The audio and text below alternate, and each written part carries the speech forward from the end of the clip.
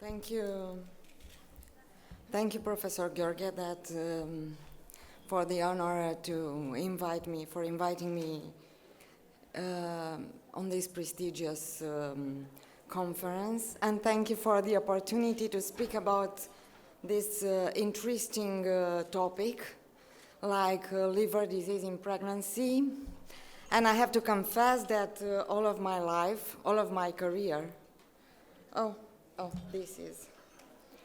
of my career I've been working in an emergency hospital with an important obstetric department, and where there were and there are a lot of cases of pregnant women with not only liver diseases but high-risk pregnancy, and me and my colleagues has to face a lot of problem regarding the pregnancy, not only the liver, but especially the liver disease during pregnancy.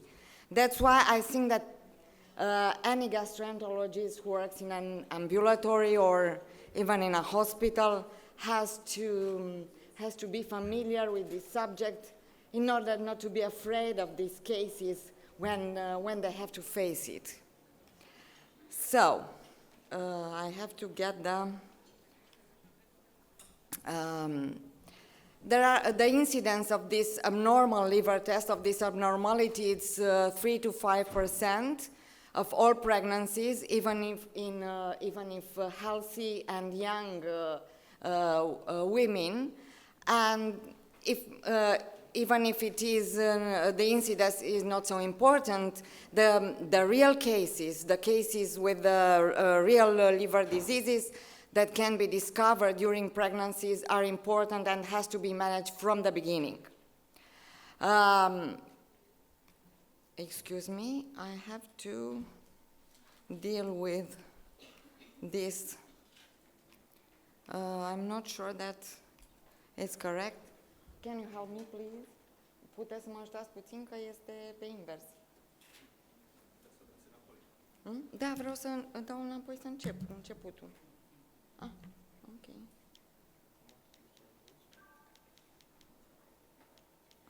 Ok, asta este și aici este înainte, cum aici, ăsta, da? Da.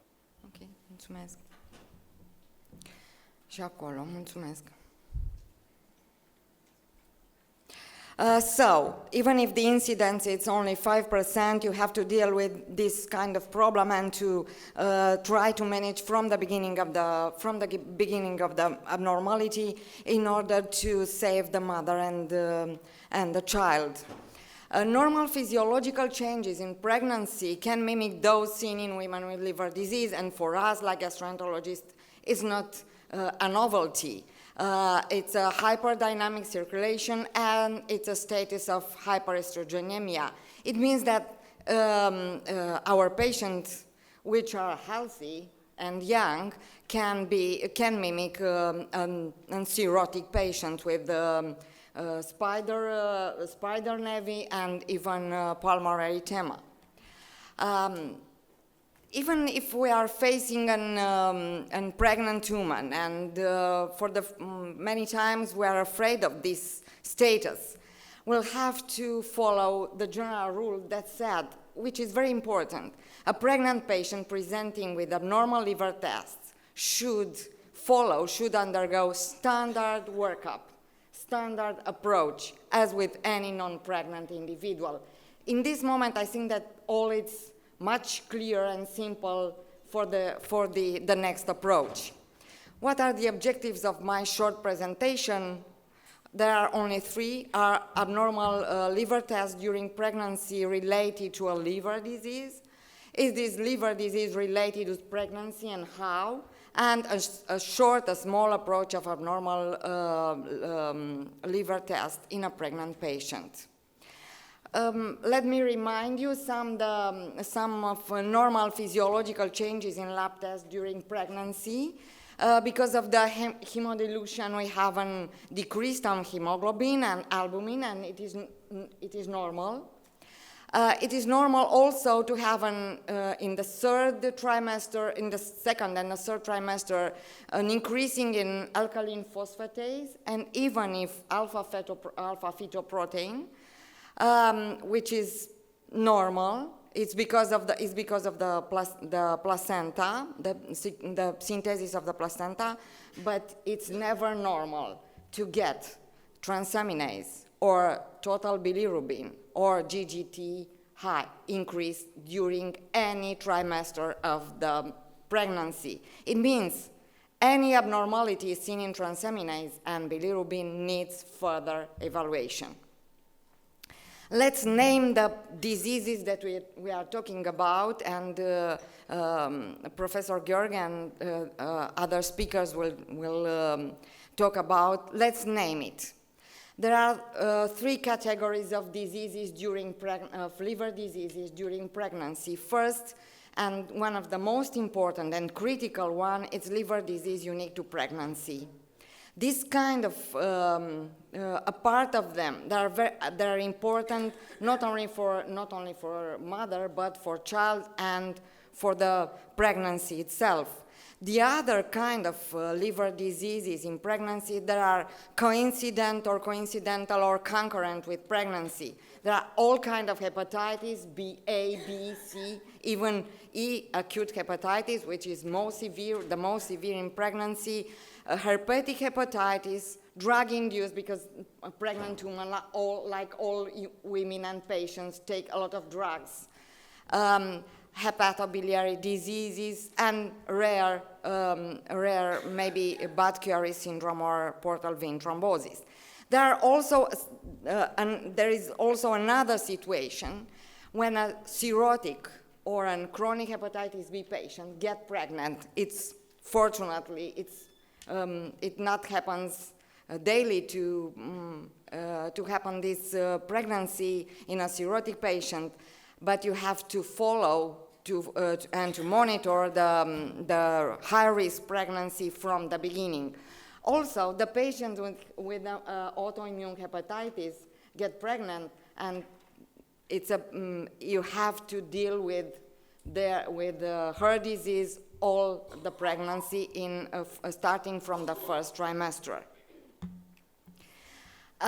When we are suspected of liver disease in a pregnant woman, we'll have to think about from the beginning two kind of situation. First is the disease related to pregnancy, and if it is, in which trimester we are with the pregnancy, because it's a trimester dependent disease, or it's unrelated to pregnancy. It's a patient with a liver disease before the pregnancy, like cirrhosis or hepatitis B or chronic hepatitis B or C, or it's a liver disease coincident with pregnancy, like drug-induced hepatitis or acute viral hepatitis.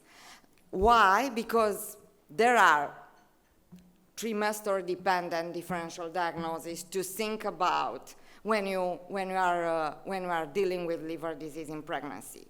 The first trimester come with only a single important disease, which is rare, is not frequent, hyperemesis gravidarum. During this kind of disease that it's with morning sickness and vomiting, you can have an abnormal liver test, but only for the few days or a week. When you starting to treat the patient, the abnormal liver test will resolve immediately. The second trimester will affect another kind of diseases, and the most important are intrahepatic cholestasis of pregnancy, and the most severe, it's of course hypertension-related disease like preeclampsia and eclampsia and HELLP syndrome. And the third trimester comes with acute fatty liver of pregnancy, and of course with HELLP syndrome. And in any trimester we can have don't forget about acute viral hepatitis B and C, acute E hepatitis or hepatic hepatitis, which are the most severe. Of course, anytime you can have drug-induced or hepatobiliary disease independently of pregnancy trimester. So, it's a general rule that will have to follow and to take into consideration. The earlier in pregnancy the liver abnormality presents, the more likely is to represent either pre-existing liver disease like cirrhotic or cirrhosis or chronic hepatitis B or C, or non-pregnant related acute liver disease like acute viral hepatitis. For the gastroenterologist especially, it's important if you have a prenatal consultation. It helps a lot if you know the patient before the pregnancy. But many times you have to face a new patient without any history of any liver disease, and you have to deal with a differential diagnosis. After you have decided about the trimester and the liver-dependent trimester, you have to look into the pattern of hepatic injury. It means it's a hepatocellular profile, a hepatocellular pattern, where the transaminases are increased, or on contrary, it's a biliary profile with bilirubin and maybe GGT, and also alkaline phosphatase that could be normal in any normal pregnancy. If it is an hepatocellular pattern, you have to rule out immediately from the first consultation viral hepatitis viral hepatitis A, B, and C, like acute hepatitis, herpetic hepatitis. You have to discuss about all the drugs that the pregnant woman could take, and also you have to discuss about autoimmune hepatitis. If any of these at the second consultation are normal, you have to think about pregnant-related disease like those that I've told you before. If it is a biliary profile, it is not simple, but the algorithm, it's very clear. If you have especially total bilirubin high, you have to take a biliary imaging like ultrasound, abdominal ultrasound immediately, and to look on bilirubin, on GGT, and not especially on alkaline phosphatase, which could be, I remind you, which could be normal in any pregnancy, in any pregnant woman. If it is no evidence of obstruction on abdominal ultrasound or other performant imaging that I will tell you immediately, we'll have to think again about cholestatic pregnancy-related disease that we'll talk about. Even if it is unrelated with pregnancy or is related with pregnancy like intrahepatic cholestasis of pregnancy or like acute fatty liver of pregnancy, you have to think twice. One about child, one about mother, one about child, and to decide together with an obstetrician. And sometimes it's difficult to decide which is the best moment to delivery. It's not only about the liver disease, it's about the liver disease and the momentum of delivery. In order to keep safe the pregnancy, to keep safe the fetus. That's why it's so difficult to be involved in such cases. And look, these are a part of liver diseases that influence the moment of delivery. When you have cirrhosis, you have to deliver before and with C-section and with a lot of important things to talk about. When you have intrahepatic cholestasis of pregnancy, you have to deliver maybe in 37. When you have preeclampsia or HELP syndrome, you have to deliver immediately, even if you want that the fetus will survive. When you have acute fatty liver of pregnancy, you have to recommend the delivery immediately. Also, when you have acute hepatitis or hepatic hepatitis, you have to deliver immediately in order to keep the fetus alive. Which are the tools that we will have to assess abnormal liver test during pregnancy? They are the same that you are aware of. Of course, complete lab tests with serology and biochemical tests, which can be performed immediately in any, I think that in any place in even in Romania now. And also you have abdominal ultrasound anytime, and you have, it's very safe, it's very easy to use it, and you can perform anytime you consider that it's important. We'll talk immediately about endoscopy, MRI, and CT scan. All are almost safe for pregnancy, for mother and child. Ultrasound is the safest. It's the preferred imaging modality for the assessment, not only for abdominal liver tests, but abnormal liver tests, but for all the diseases that we have to take care in pregnancy. It's not suggestive not only for biliary tract diseases, but it's suggestive for any diseases that we will have to check for the liver during the pregnancy. Regarding MR, it's not so simple that could be, and that the guidelines said you can use an MRI without gadolinium, and you have to wait till the second or the third trimester. Till the organogenesis will be ready. But there are particular situations when we have to check with MRI instead of CT scan, which is the most important teratogenic and childhood hematologic malignancies. That are important for the rest of their lives. That's why computer CT scan may be used just in a particular situation in the third trimester when, for example, we have a suspected liver infarction or liver rupture or a preeclampsia, and we'll have to check for the mother disease that could be lethal. Otherwise, we'll have to avoid CT scan if we could all over the pregnancy. Regarding transient elastography as non-invasive test for liver assessment, it is not in this guideline of 2016 and American guideline, and also it is not present in European guideline. But I think that it could be a marker, especially for preeclampsia, and could be used like a prediction marker in this clinical situation.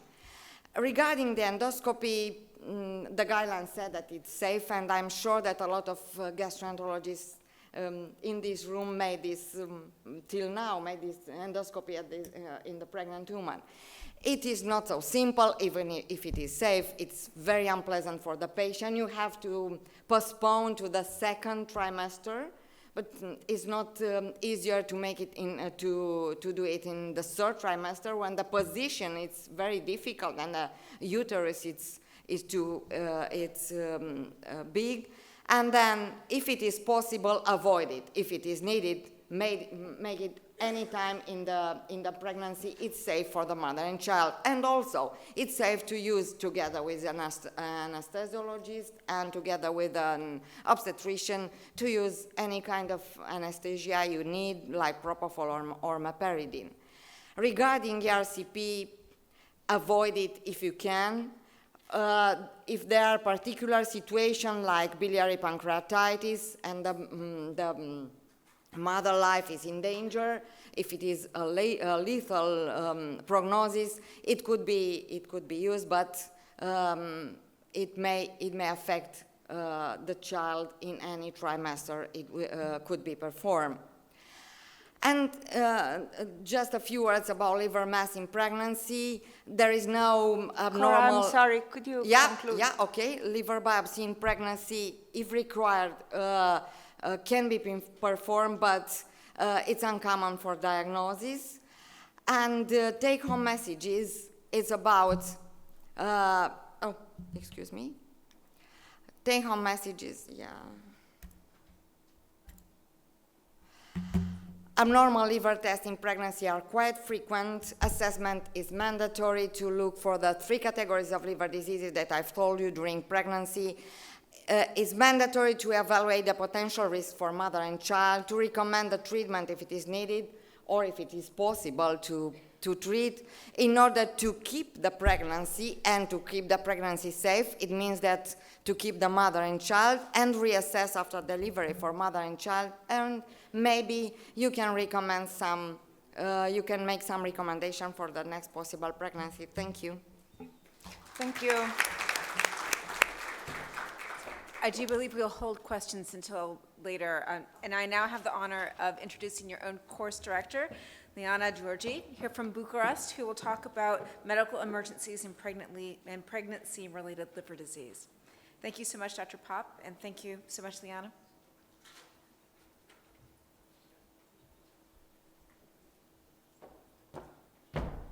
So, thank you very much, Nancy, for the kind introduction about my topic. The general objectives for my presentation are to review the liver disease unique to pregnancy that can represent as or become medical emergencies, and to provide an update on their diagnosis, outcome, and treatment. It was late at evening when I received a call, then another, then several emails concerning this patient, because I like to start with a case presentation. A woman, 43 years old, physician, who needed an emergency transfer to our institution, which, as you know, is a tertiary referral center for liver disease and also a transplant unit. Her medical history revealed obesity and arterial hypertension. She had some problems of fertility in the past and get pregnant, fortunately, eventually in 2018. In October, when she was about 33 weeks pregnant, she developed hypertension and proteinuria, and she was admitted because of, with a diagnosis of preeclampsia. She was treated with methyl-dopa, which is a first-line agent for the hypertension associated with pregnancy. But 4 days after, she developed acute abdominal pain, nausea, and vomiting. Blood pressure was still high despite the treatment, and she presents slightly elevated liver enzymes. At this moment, her gynecologist decided to perform a cesarean section for maternal indication, and she gave birth to a baby girl with a reasonable start and with a non-significant maternal blood loss. After delivery, when everybody hoped that all the problems have been solved, she complains of persisting abdominal pain, her mental status altered, and also renal she developed renal and respiratory failure. She was transferred this time to intensive care in our units with neurologic, respiratory, renal and hematologic dysfunction, and specific ICU measures were applied. And you can see here in this slide how the laboratory workup appear in these patients with multiple insufficiency, multiple dysfunction. During the following night, she became hemodynamically unstable with acute abdominal bleeding signs. CT revealed hemoperitoneum from the hysterotomy side and the large pelvic hematoma, and laparotomy was performed, and the surgeon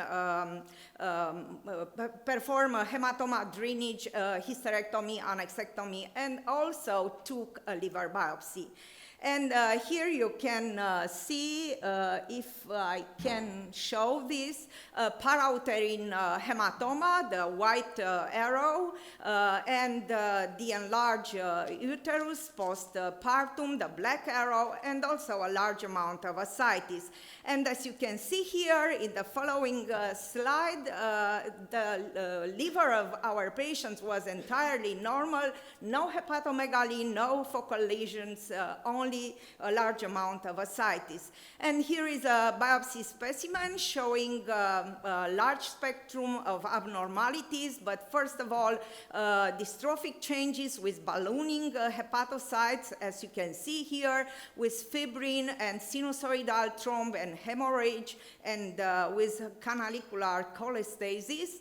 And here you can see on the left side and up in the upper part of the panel, the periportal acute necrosis in the case of our patient.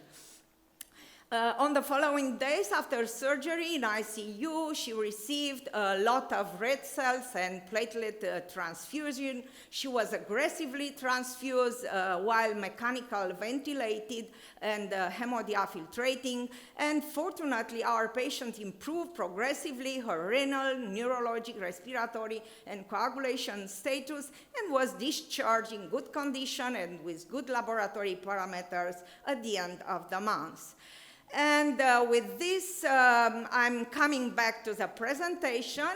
You already heard about the classification of liver disease in pregnancy as pregnancy-related and unrelated. These are further classified as de novo or coincidental or pre-existing liver disease.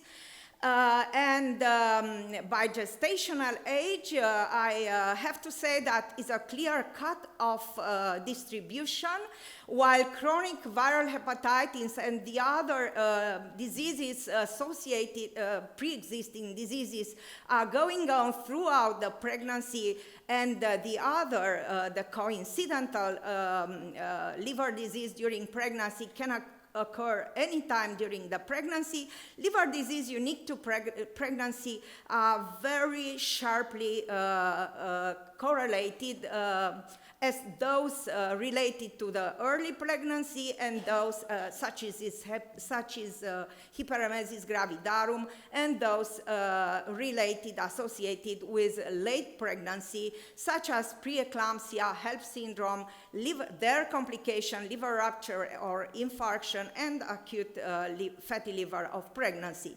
And I'll start with hyperemesis gravidarum. You can see here the most famous person with hyperemesis gravidarum is the most severe form of illness in the first trimester, with a prevalence up to 2% of all pregnancy.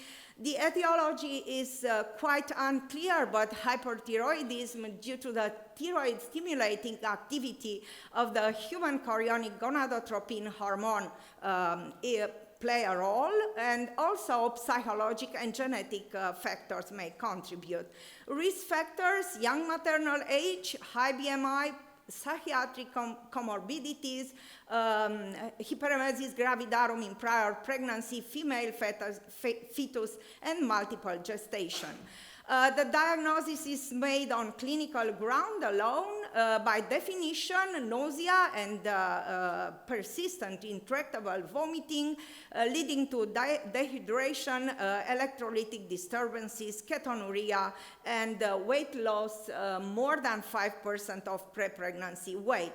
Lab abnormalities are dominated by abnormal liver tests in up to 50% of our patients, but rarely transaminases are above 1,000 units per liter. No specific therapy, liver-specific therapy for this patient, but prompt intervention are essential and include bowel arrest, IV rehydration, correction of dyselectrolytemia, Thiamine, vitamin B1 supplementation before fluid replacement are very important in order to prevent Wernicke's encephalopathy. Vitamin B6 and antiemetics, followed by gradual reintroduction of oral intake, a low-fat, high-carb diet, very important. And for refractory disease on dansetron, glucocorticoids, enteral and parenteral support nutrition may have limited benefit. Maternal and fetal prognosis are quite good. It's usually a reversible condition, no liver-related complication for the mother, no excess of low birth weight and preterm delivery or birth defect for the fetus. Preeclampsia, it's a multisystemic condition defined by the international societies of the study of hypertension in pregnancy as new onset hypertension and proteinuria after the 20th week of pregnancy to as late as 4 weeks postpartum. Systemic involvement is also part of the definition and includes other maternal organ dysfunction. As you can see, the presence of seizures differentiates preeclampsia from eclampsia in this patient. The incidence is between 3 and 5% of all pregnancy. There are multiple risk factors as well: primiparity, extreme maternal age, pre-existent hypertension, such as in our patient, family history, preeclampsia during a prior pregnancy, or comorbidities such as diabetes, chronic kidney disease, or autoimmune diseases. With regard to pathogenesis, abnormal placentation is the start in this cascade, leading to placental hypoperfusion and ischemia, leading to hypertension and platelet activation by the release of nitric oxide, prostaglandins, and endothelin from the ischemic placenta, and then leading to, by fibrin networking and cross-linkage, leading to the organ injuries in hepatic, renal, or central nervous system. So the diagnosis is like in every other condition associated with pregnancy. It's clinically, with a wide range of symptoms from absent to a medical catastrophe. Hypertension and proteinuria dominate the clinical picture, but patients may complain by right upper abdominal pain, nausea, vomiting, headache, visual changes, hyperreflexia, oliguria, and edema. The lab assessment shows elevated serum transaminases in 1/3 of cases, and when significant and abrupt elevation is seen, it's a rare situation, but maybe a red flag indicating a hepatic infarct or a rupture. If blood pressure control and delivery are not achieved in these women, they are at risk of renal dysfunction, cerebral hemorrhage, pulmonary edema, hepatic infarction, and so on. And the risk of recurrence in subsequent pregnancy is quite high, 10 to 60%, and fetal complication related to prematurity and small for gestational age.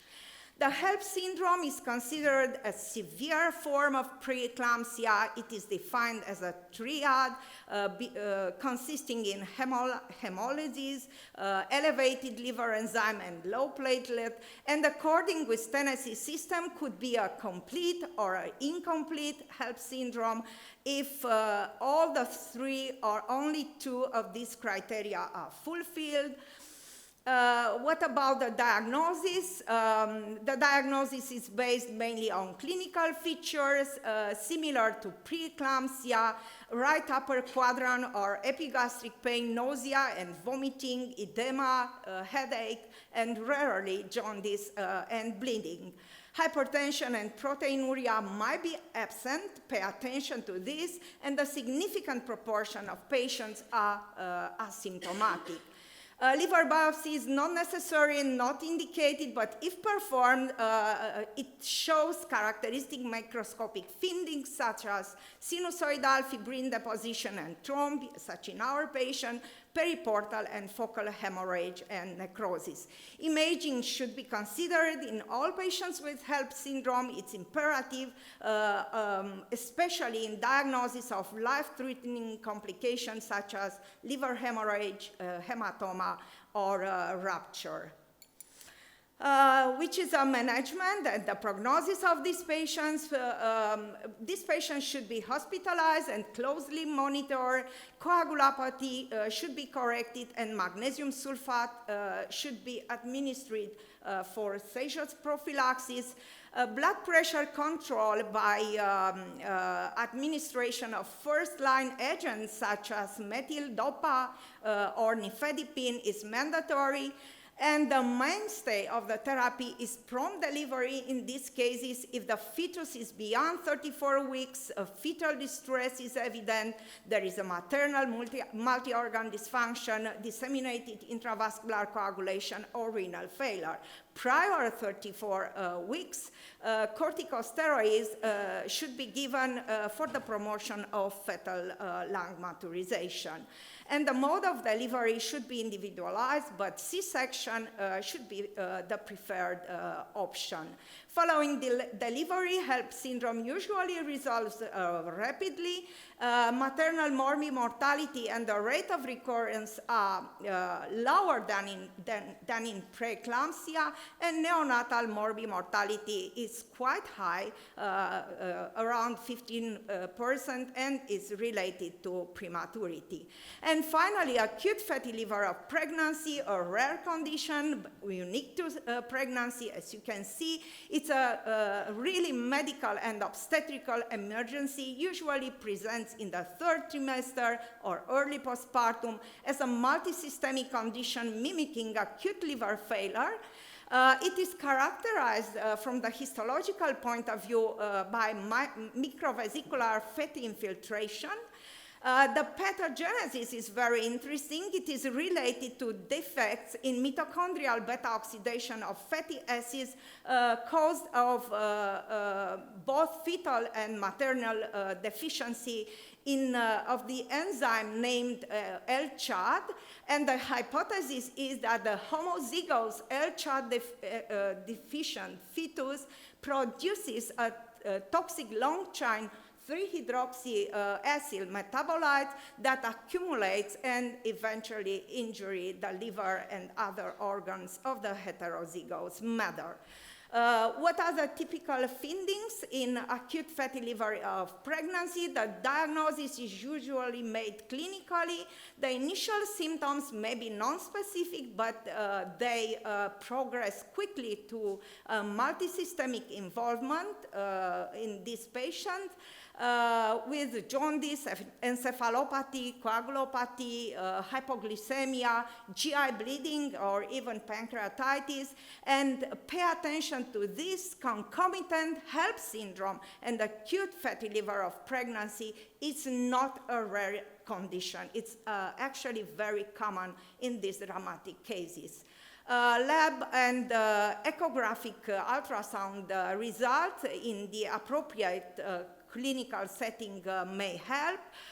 You can observe in this patient elevated aminotransferases, bilirubin, leukocytosis, thrombocytopenia, coagulopathy, and a bright liver at ultrasound. As medical treatment, there are no specific medical intervention in these cases. The primary treatment is actually delivery, preferably by C-section, after maternal stabilization. Liver transplantation might be an option in fulminant liver failure. Newborns should be screened for LCHAT deficiency, otherwise they can develop hepatic failure in the first years of childhood, and prompt recognition and treatment may prevent complication and have led to better outcome in these patients with maternal and neonatal mortality quite low as compared to historical reports. And my final slide, instead of take-home messages, I have 3 golden rules to be followed. Think about this condition. Although rare, they comprise a clinically important group of patients due to the increased morbid mortality for both the mother and fetus. The second rule, recognize early, consider that the spectrum of disease and presentation may vary hugely and may coexist, resulting in delays in diagnosis. And finally, intervene promptly because rapid delivery of the fetus followed by maternal supportive care vastly improve prognosis for both the mother and the baby. And for sure, these patients will benefit from a multidisciplinary approach, experienced physician in expert centers. Thank you. Again, we will hold the questions until the end. Thank you so much, Liana. And then I'd like to invite Dr. Speranța Aigap to come to the podium to discuss cholestatic pregnancy-related liver disease. And she's also here from Bucharest. Thank you. Thank you very much for the opportunity to give this talk. I thank especially Professor Gheorghe. And I will begin also with the case that stressed me a lot last year when Simina, 26 years old, pregnant woman, 28 weeks of gestation at her first pregnancy without any associated diseases and without history of oral contraceptives of heredocollateral antecedents, was sent to me by a colleague from gynecology. She was previously known with mild liver steatosis, dyslipidemia, and vitamin D deficiency. She had pruritus 3 weeks before admittance to our hepatology unit without any other symptom. At admittance, very high LAT over 1,000, SAT over 500, total bilirubin over 3 milligrams per deciliter, just mild increased GGT, increased LAP, as you heard it's normal in this setting, normal INR, and normal serum albumin, cholesterol, glucose. She was evaluated for viral markers, negative, autoimmune markers, negative, normal ceruloplasmin and ferritin. Also, abdominal ultrasound was normal, just mild steatosis, and we performed also fibroscan, which revealed 6.6 kilopascals, probably due to congestion and hyperdynamic circulation in pregnancy. The cholestatic conditions during pregnancy may be due to several disorders, but the most common one is the intrahepatic cholestasis of pregnancy, which is defined as pruritus and elevated serum bile acids occurring in the second half of the pregnancy, usually in the last trimester. It resolves rapidly after delivery, within the 6 weeks usually, and its clinical course is usually benign for the mother, but it can be very severe for the baby. Its incidence in Europe, it's up to 1.5% of pregnancies, higher in incidence in Scandinavia. The prevalence ranges from 1 case out of 1,000 to 1 case out of 10,000 deliveries in North America, Asia, and Australia. It has a high recurrence rate with subsequent pregnancies, but the intensity of this disease varies among different pregnancies. Advanced maternal age and multiple gestations seem to have an increased incidence of ICP, and also in 16% of cases there was a cluster in families. where the cause of ICP is not known, but it may be the pathogenesis related to the sex hormones in the liver of mothers with genetic predispositions, and also some environmental factors like deficiency of vitamin D or deficiency of selenium may be contributed to the expression of ICP. High estrogens may be one of the cause because it occurs mainly in the third trimester when the estrogen levels are very high, but also the progesterone metabolites as are partial agonists of the bile acid receptor farnesoid X receptors and competitively inhibit hepatic bile acid uptake and efflux, resulting in cholestasis and hypercholinemia.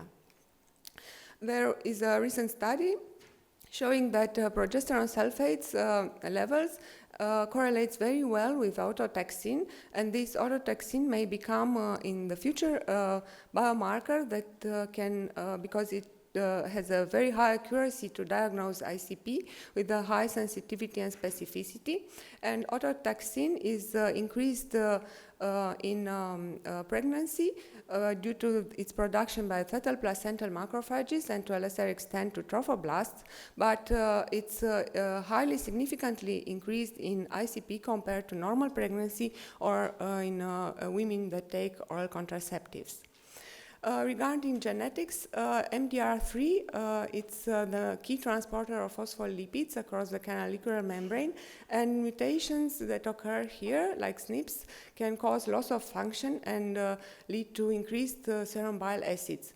Another kinds of mutation, like splicing mutation, can cause also ICP with low GGT and stillbirths and gallstone disease in these women. Also, SNPs in ABCB11, like which is a bile salt acid export pump, can cause disease. Another new marker that can be used in the future is this microRNA 148 that it can be found in placenta and may be related to the pathogenesis of ICP. This microRNA usually is non-coding RNA that regulates at post-transcriptional level gene targets, and one of these genes is the MRP3, which has the effect on total bile acid secretion. The key symptom in ICP is pruritus, usually worse on the palms and soles, but can be also generalized and occurs from week 25 of gestation usually. Jaundice is rare, usually mild, and when it's present occurs 2 to 4 weeks after the pruritus, and the total bilirubin is rarely over 6 milligrams per deciliter. Diarrhea and steatorrhea can occur. Aminotransferase activity is highly increased, up to 20 times the normal value. GGT is just mildly increased, and when it's highly increased, it's also usually indicative of MDR3 mutation or underlying liver disease like primary cholangitis, biliary cholangitis. Raised LAP is non-specific, and usually the coagulation is normal, just the prothrombin time may be increased in some cases due to vitamin K malabsorption. The key diagnostic tests in ICP is a fasting serum bile acid concentration over 10 micrograms per liter. Abdominal ultrasound is usually normal. Liver biopsy is indicated only in cases of jaundice without pruritus, symptoms beginning before 20 weeks of gestation. Persistent abnormal laboratory findings over 8 weeks after delivery. Usually this liver biopsy is not indicated, but when it's done, it shows perivenular canalicular cholestasis with preserved portal tracts and without any inflammation. Which is the main finding in this ICP is that it's an increased fetal serum bile acids due to elevated maternal levels, and these high levels are associated with overall adverse perinatal outcomes, preterm birth, meconium-stained amniotic fluid and asphyxia, or respiratory distress syndrome. This level of total bile acids are a useful predictor for the risk of adverse perinatal outcomes. Which are the fatal outcomes? Fetal mortality, which is usually unpredictable, and it's sudden intrauterine fetal death, spontaneous preterm delivery, stillbirth, fetal distress, or antenatal meconium passage. Bile acids leads to ECG abnormalities in the hearts of fetuses, and also there is evidence for impaired fetal myocardial function, and this leads usually to this sudden death. Myofibroblasts in the heart of the fetus are one of the causes of arrhythmia that occurs in this case, and usually these myofibroblasts has a high activity over 15% after the week 15 of pregnancy, and these myofibroblasts tend to depolarize the cardiomyocytes, and like this they affect conduction and induce spontaneous ectopic activity. Differential diagnosis in women with cholestatic pregnancies related diseases may be done with all the other pregnancy-specific disorders, but what differentiates its and its pathognomonic is highly increased total bile acids in the serum of the mother. How do we manage these patients? Usually we administer UDCA. This UDCA proved to have good maternal effects with decreasing LAT bilirubin. It has also complete relief of pruritus in up to 40% of cases, but improves pruritus in almost all patients. There were some small studies that tried dexamethasone, only 10 women in Finland. It proved to have a beneficial effect with reduced serum estrogen hormones and symptomatic improvement in all cases. S-adenosyl L-methionine was tried in 15 women, and it produced a reduction in pruritus score and improvement of biochemical parameters. And in some cases were reported therapeutic plasma exchange, mainly in cases of severe ICP refractory to medical therapies. Again, back to our patient. Our patient had at the beginning a very high level of total bile acids, up to 77.2 micromoles per liters. And after initiation with UDCA, this decreased progressively together with the LAT, SAT, and total bilirubin up to week 35, when it was the lowest level of total bile acids, 18 micromole per liter. But in week 37, it was again an increase in total bile acids, and cesarean section was performed on the date of 17th of July, and a perfectly healthy boy on an Apgar of 10 was born. There is a recent meta-analysis suggesting that UDCA improves rates of adverse fetal outcomes like total prematurity, fetal distress, respiratory distress syndrome, and hospitalization in neonatal ICU. There is an ongoing trial, Peaches, that is a randomized trial evaluating if the UDCA reduces adverse perinatal outcomes up to infant hospital discharge, and we wait for these results. Why is good UDCA also for a fetus? Because it has an antiarrhythmic effect proven in the heart model of ICPs, and also protects against fetal arrhythmias by modulation of T-type calcium channels. In conclusion, ICP is a pregnancy-specific liver disorder characterized by maternal pruritus in the third trimester, usually raised serum bile acids, and increased rates of adverse fetal outcomes that we have to be aware of. The etiology of ICP is complex and is not yet fully understood, but it is likely to result from the cholestatic effects of reproductive hormones and their metabolites in genetically susceptible women. UDCA therapy for ICP improves the maternal symptoms, decreases serum bile acids, and also improves the fetal outcome by its potential antiarrhythmic effects. And final, a smile from my patient and her boy. Thank you.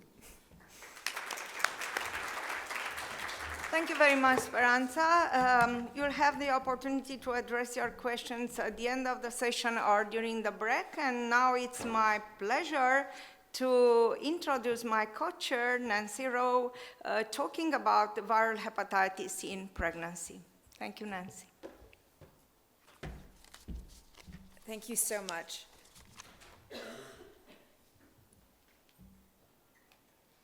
All right, so I have a pretty prevalent topic, a lot more so, luckily, than the other injuries that have been discussed. But part of this is just recognition. Very few of these have strong impact on the pregnancy itself, but things like maternal to fetal transmission need to be considered. So the last objective of the talk is really to discuss when management really changes in a person who has concomitant viral hepatitis. So this was already nicely covered by Dr. Pop, but any change in ALT, AST, or bilirubin needs to have further evaluation. And when you talk about that algorithm, although every single time we look at a pregnant person, you concentrate on pregnancy, and those that have a hepatocellular pattern of recognition, one of the very first things to do is to actually consider their condition as if they were not pregnant. And you can see that that does include evaluation for viral hepatitis. So this is a US database that looks at pregnancies that resulted in hospitalization, not at the time of labor and delivery, and it includes nearly 42 million pregnant hospitalizations. You can see that all the prevalence of viral hepatitis is a lot higher than intrahepatic cholestasis or acute fatty liver of pregnancy. It's still biliary complications and pregnancy-associated complications that drove hospitalizations, meaning that the vast majority of the time, this is a pretty well-tolerated condition. So think about our viruses that need management consideration. You have Hep C and then hepatitis B. Certainly HIV has impact for maternal to fetal transmission, and I only put it up here for comparison. Hep B and HIV have well-defined guideline recommendations that tell you how to screen and how to manage these individuals during pregnancy, both from a maternal as well as a fetal, maternal to fetal transmission risk. And prevention is a significant component of this, and it includes antiviral therapy in that prevention component, as well as active passive immunization for hepatitis B, which includes immunoglobulin, or HBIG, along with immunization within the first 12 hours of birth. When you look at hepatitis C, here most of our guidelines really concentrate on risk-based screening. And because of that, we don't always have recognized individuals. Our guidelines also recognize that there is no defined way of prevention of maternal to fetal transmission, and they do not recommend for therapy during pregnancy. So I want to go back to Hep B. Why is maternal to fetal transmission so important? Well, I think that most of us recognize that although hepatitis B is nicely spread through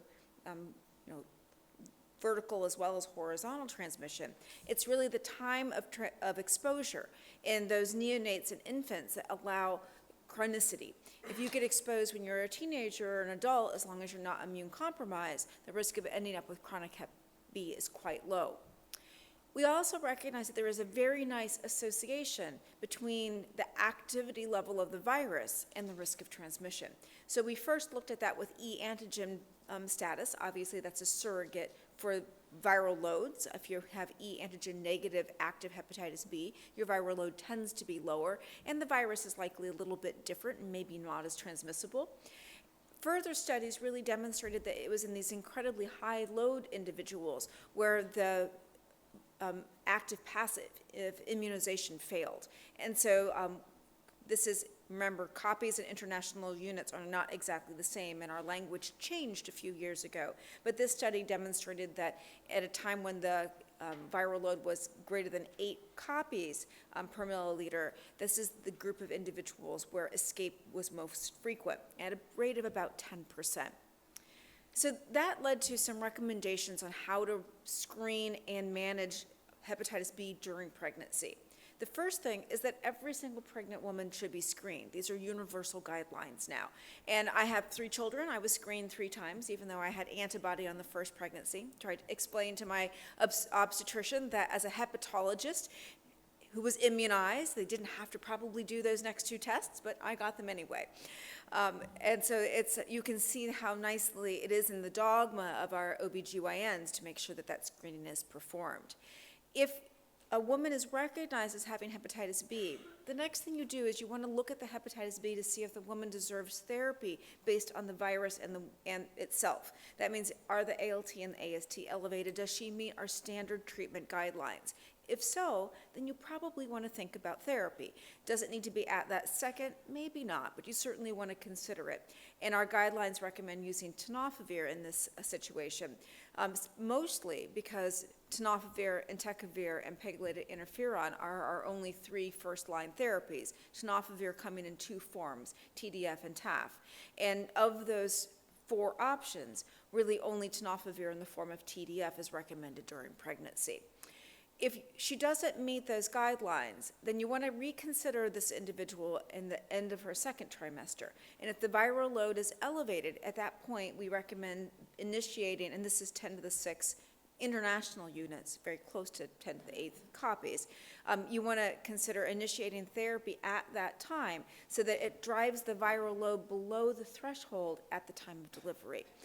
You want to make sure that that active-passive immunization is given. So high rates of transmission can be disrupted through 3rd trimester, late 2nd trimester antiviral therapy to prevent that 10% risk of maternal fetal transmission. Now, let's talk a little bit about the medical therapies. I really only included the AASLD and the EASL guidelines because they're probably 2 of the most referenced. Certainly there are many other options, including apazels, but we don't always have everything that you'd like, so that even if the guidelines recommend TDF, that may not be an option for the woman in front of you. So tilbifidine and tenofovir are only category B drugs. So in our country, the FDA ranks things as safe or not safe, and before 2015, when the criteria changed, there were a lot of labels assigned to the safety of these agents. Now we don't use these class, but because these agents came before our new classification system, we still rank them as A, B, C, D, or X. A is perfectly safe. There are almost no medications that are A outside of, I think, thyroid hormone and possibly prenatal vitamins, but even those may not be A. So most of our drugs that are considered Class B are relatively safe during pregnancy. C, D, and X are typically not recommended, and you can see that that's where lamivudine, adefovir, entecavir, and pegylated interferon all lie. That does not mean that we don't still consider these. So lamivudine, being our oldest antiviral therapy, does have a lot of exposure in women that are pregnant. Remember, it was not just used for hepatitis B, but also HIV. So even though it might be category C, there is a lot of clinical data about lamivudine. When you look at this study, now intention to treat is all of the group, and on-treatment analysis really are those individuals that had complete therapy and were able to be assessed postpartum. You can see that lamivudine and telbifidine, which is very similar to lamivudine, have very similar rates of lowering that 10% risk. So in the control group, they're on the right-hand side. There remained a risk of chronic hepatitis B to the infant in those that did, even despite passive active immunization, and that was significantly blunted or eliminated with antiviral therapy. Tenofovir, or in the form of TDF, is a newer agent, still not new. It was used for many, many years for HIV before being applied to hepatitis B. And you can see from this trial, again, intention to treat captures everyone. Per protocol analysis eliminates those that were lost to follow-up or had, other reasons to have not, suppressed their virus. And the tenofovir, or TDF, really took the risk of chronicity to the infant from 18% in the control group to essentially 0 in the on-treatment group, or 7 to 0 and 18 to 5, depending on how you categorize your women. So that left our 2 main guidelines. It was recommending only tenofovir in the form of TDF. Our AASLD guidelines specifically state that they cannot recommend TAF, even though it might be a quote-unquote safer option for a lot of our patients, especially those that have renal or bone considerations, simply because there is lack of data for exposure. Our guidelines also have a few caveats, which I've listed here. In our AASLD guidelines, they recommend therapy in any woman who is surface antigen positive, irrespective of E antigen status, that has a viral load greater than 200,000 international units at that 28 to 32 week time period. Both of our guidelines recommend discontinuation of therapy unless the woman deserved therapy at the onset. So you're going to obviously treat your mother with long-term therapy as you would anyone who has chronic hepatitis B. But if you started the medicine simply to reduce maternal to fetal transmission, you want to discontinue. And then you want to monitor for flare. Now, this sounds counterproductive, but remember, pregnancy is a time of immune tolerance. And postpartum, somewhere between 4 and 12 weeks, you start to have increasing immune recognition. It's really felt strongly that allowing viral replication to the point where the immune system can re-recognize the Hep B and offer an opportunity for e-antigen loss, surface antigen seroconversion is important, even though that might result in a clinical flare. You know that this might change when we work towards functional and curative options for hepatitis B, but right now this is still one way of eliminating a group of individuals that would otherwise be at risk for long-term, lifelong antiviral therapy. You certainly want to give that immune prophylaxis. Now, our EASL guidelines are a little different in that they do highlight advanced fibrosis. I think one of our other lecturers pointed out that patients with cirrhosis do have often fertility issues, but if you have someone who's got advanced fibrosis and hepatitis B and there's any form of replication, you want to initiate therapy and not discontinue it. After that, the recommendations are quite similar between the two guidelines, although the time of initiation might be a little bit earlier in the EASL guidelines, recommending starting around 24 to 28 weeks as opposed to 28 to 32. I'm going to turn now for a little bit to hepatitis C. So in the US, hepatitis C is now bimodal, which means that our recognized group are those individuals who had iatrogenic spread or IV drug use, and they typically fell between the birth cohort, which is individuals born between 1945 and 1965. Now in the US, because of the opioid epidemic, we have a new bump in our individuals aged between 20 and 30, essentially. And these are recognized as a very easy to treat group if you can engage them in treatment because they are treatment naive, non-cirrhotic, and because they don't have advanced liver disease, they usually respond quite well to therapy. And you can see this US data showing that second bump, which does include reproductive age women. This has been borne out in a CDC study that showed that there was nearly a 90% increase in risk of having hepatitis C at the time of delivery in the US, but it is very regional. So some states are highly affected and some are essentially not affected at all. When we take this to a more global perspective, you have to recognize that where the person was born is going to impact their risk of having hepatitis B. So I've listed a number of places where people might immigrate from. You can see here in Egypt, there's a higher prevalence of hepatitis B. Some parts of Africa have prevalences that are also close to 30%, especially in women due to some of the local practices in that area as well as exposure. In Africa, it is not as much IV drug related, it is more exposure related. So what happened to our guidelines in America is our guidelines now recommend universal screening, just like hepatitis B, in pregnancy. That is not true of the CDC or the ACOG or maternal fetal medicine guidelines, and it is also not yet true of the European guidelines. Why did the AASLD move this direction? Well, I think they're gradually going towards universal screening in hepatitis C, but that's because in studies like this, which was looking at a group of individuals recognized by EMR, so just by computer by testing, they found that only 7% of a very large group of women were tested for hepatitis C. Of those that were tested, there was really very little documentation of risk factors in the group that ended up positive.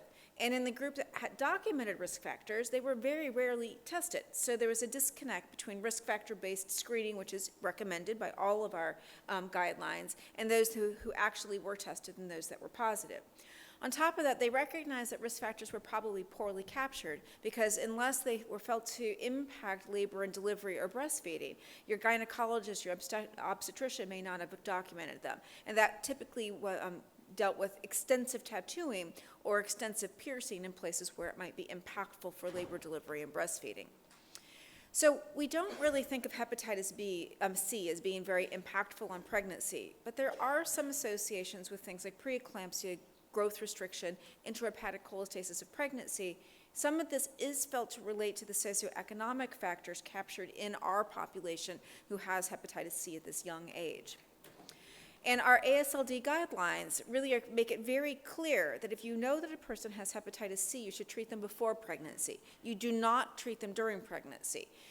You can consider looking at viral load and liver enzymes as part of prenatal care in a person who has recognized hepatitis C, but there is no known way of decreasing maternal to fetal transmission. Elective C-section is not recommended. Breastfeeding is encouraged. And do recognize that in individuals who have pruritus and jaundice, there is a slightly stronger link to intrahepatic cholestasis of pregnancy. I want to talk a little bit about transmission. So we usually say that transmission is about 5% in a non-co-infected population and about 11% in those that are co-infected with HIV. And that is by big meta-analyses. But we recognize that nearly 30% of individuals or children, but infants, are actually exposed in utero. And how do you know this? Well, because it takes a little while to actually go from exposure to viral replication. This was based on viral replication really within the first 3 days of birth. So you know that that infant has had to have had exposure at a time before delivery. The rest is all felt to be peripartum or maternal fetal transmission, which is important. Despite this, sorry about that, we do know that because there is such a high rate of spontaneous clearance in these individuals, and there's also the persistence of maternal antibody for a while. Remember, the infant gets the vast majority of its immune system from its mother in the beginning. Our guidelines actually recommend confirming infection by checking a hepatitis C antibody in the infant at 18 months. Does that work? Well, I will talk about that. So there are some alternatives if you think that you have someone that's at high risk to have been exposed or is very likely to fall out of the medical system. You can do RNA testing somewhere between the 2 and 4 months, although this is not very well outlined by our guidelines or data. And so in addition to antibody testing at 18 months, if the antibody is positive, they really don't recommend anything else until about 3 years. And then our therapies currently go down to the age of 7. We do think that they will get closer to the age of 3, but all oral direct-acting antiviral therapy should be considered for these children, although our guidelines are slow to move in the direction because they are yet not evidence-based. So what happens in the real world? So this is a study looking at the maternal cascade as well as the infant cascade. So you can see that in women that were identified as having hepatitis C at the time during pregnancy, very few of them actually had the follow-up or linkage to care or access to treatment. Now that might be because of the change in hands, right? If you're screened by your obstetrician and your obstetrician is not your primary care provider, that pregnancy is a time of a lot of change. You might forget to tell your family provider or your primary care doctor that you have hepatitis C, and even if you do, because having young children and being a healthy individual isn't always going to link you to care that results in treatment, you may not actually get access to therapy right away. The infant cascade was even worse because it's very difficult to remember to do something at 18 months and then to follow it up again at 3 years for confirmation. Most of these infants really fell out of the system completely. I want to turn in my last couple of slides to the 2 other infections that were outlined. Hepatitis E. There are many strains of Hep E, but only genotype 1 and 2 infect humans. Genotype 3 and 4, which are also quite common, are zoonotic contaminations, which means that you are exposed and you end up with virus by eating contaminated meat or direct contact, and this tends to be in wild boar and swine. We used to think that hepatitis E was pretty uncommon, outside of very highly endemic areas, but now, especially in America, where we have things like the NHANES trial, or we have data captured through the DILI network, we're actually finding that hepatitis E is quite prevalent. And when we think about context, we worry most about hepatitis E in our immune-compromised patients, our post-transplant patients, and pregnancy.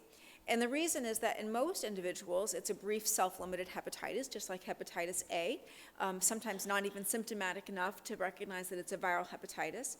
But the mortality rate in pregnant women recognized with acute hepatitis E is about 25%. that's higher than acute fatty liver pregnancy, which scares everybody.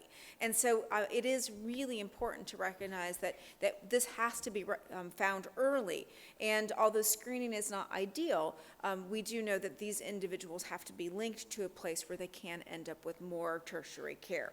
So move them to a transplant center, and although ribavirin is one of those category X drugs, it is still recommended to consider the use of ribavirin in pregnancy, knowing that you might let 1 out of 4 of these women die. There is some data looking at sofosbuvir also, so we might have something that is a little more safe in the end. HSV or herpes also can present as fulminant acute hepatic failure. It is often fatal in untreated individuals, so greater than 80% mortality. We thought Hep E was bad. HSV is even worse. Luckily, it is uncommon. However, during pregnancy, it is a time where it is much more difficult to clear, and it does have significant impact on the infant, not just because of the maternal risk, but also because the infant can end up with hepatitis, with HSV. So these women do not always present, though, like what you would expect. So fever is one of the more common symptoms. Anorexia, nausea, and vomiting, again, more common. Abdominal pain. You see, we're not saying anything here about jaundice and hepatic symptoms. So this woman might present with things that are a little bit disconnected from liver disease. They also often lack any sign of the oral genital lesions that you would expect for herpetic infection. Although it always gives everyone anxiety, transplant has been used to be able to salvage these very high-risk women from death. So in conclusion, hepatitis B and hepatitis C should be screened. Guidelines are still evolving, but they should be screened mostly to identify women and help decrease the risk of maternal fetal transmission. Antiviral therapy has clear indications for hepatitis B in women that have a high viral load, but does not have any clear indication in those that have hepatitis C. Transmission of hepatitis C occurs in about 5 to 11% of pregnancies, although it will depend on other factors. And again, antiviral therapy is not recommended. Do not forget about hepatitis E and HSV in a woman presenting with acute hepatic failure in pregnancy. Both are not uncommon, and both can be considered for transplant. All right, thank you so much. Since all of the other speakers were not allowed to answer questions, this is a nice time when you can maybe pass the microphones and open the access to all of them. And then there is the symposia afterwards on hepatitis C. Thank you very much, Nancy. Please, if there are burning questions, maybe you can address them to the speakers during the break. With this, I conclude the session saying that maybe you find interesting what the speaker says here, and you are invited for the EBVI symposium in the following minutes.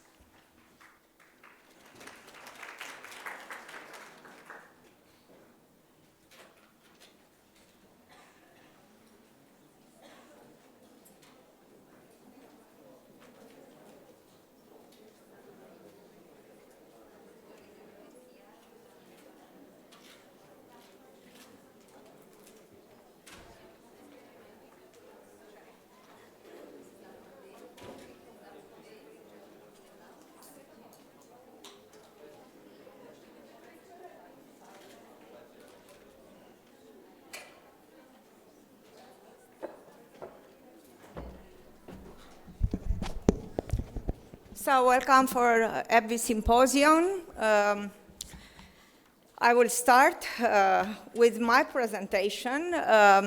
Time does matter in ACV management. This is the title of my presentation. And I would like to introduce the topic as well by a case presentation. This patient is 66 years old and was admitted to our center in August 2018 for elevated liver enzymes and general weakness. Her physical examination was unremarkable: no jaundice, no stigmata of liver cirrhosis, no diarrhea and rectal bleeding or pus.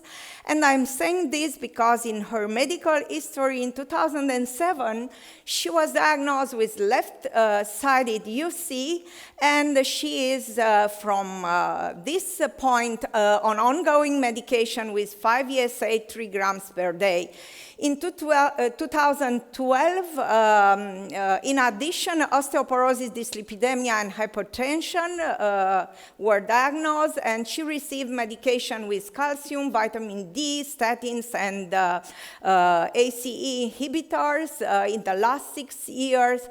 And in 2018, an episode of urinary tract infection was diagnosed, and she was treated with amoxicillin and clavulanic acid about 5 weeks ago. Abdominal ultrasound at the first evaluation looks unremarkable. The patient shows only mild steatosis, no nodularity, no portal hypertension. Lab examination revealed